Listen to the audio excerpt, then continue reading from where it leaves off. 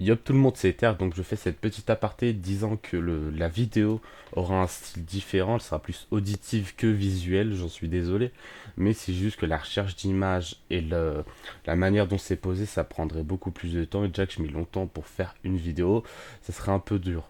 Bon, bah je vous laisse place à l'épisode. Et yop tout le monde, c'est Eternos, et on se retrouve donc pour le deuxième épisode de Mythologia. Tout d'abord, je tiens à vous dire que l'épisode complémentaire arrivera plus tard, donc place au nouvel épisode.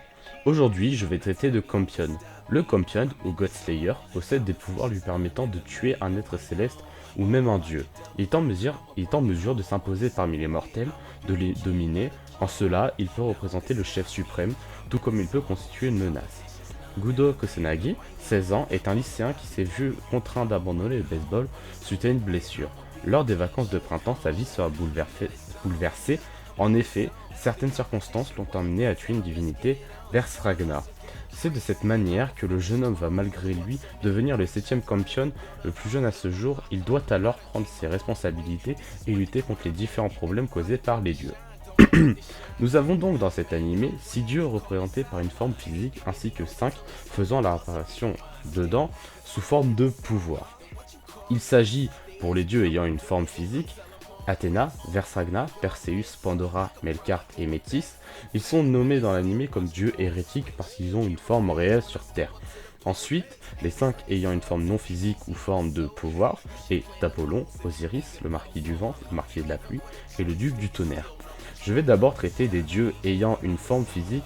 Alors ceux étant déjà connus comme Apollon, Athéna, Osiris, je ne vais pas les évoquer car ils sont beaucoup trop connus et ça ne vous servira à rien d'apprendre qui ils sont. Maintenant, place aux présentations. Versagna est tout d'abord un dieu qui combat et vainc le mal. Donc si dans le manga il est présenté comme étant le dieu de la victoire, c'est pour pas répéter à chaque fois que c'est le dieu du... Bref, t'as compris. Ensuite, il est connu dans la mythologie iranienne et perse. Bon, on ne connaît pas énormément de trucs sur ses cultes et rites, car ces deux civilisations n'ont pas laissé énormément de traces comme la mythologie celtique que j'ai citée dans le dernier épisode.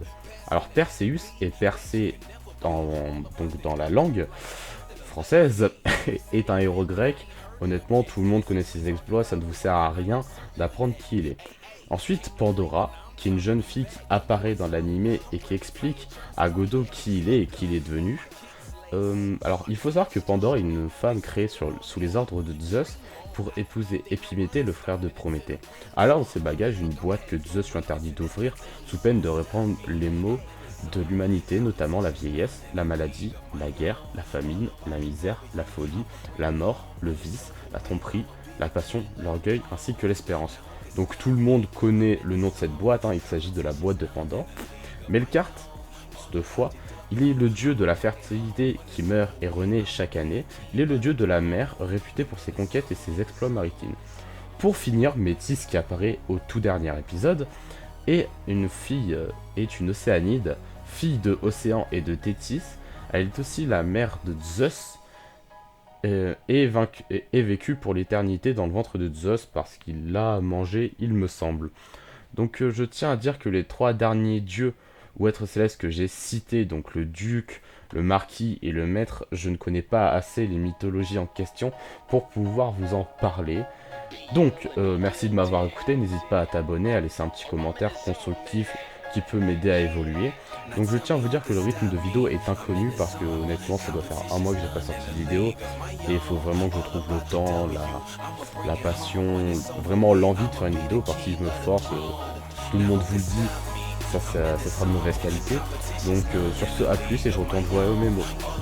I'ma bring it home when it's over with. I'ma be the king of the throne.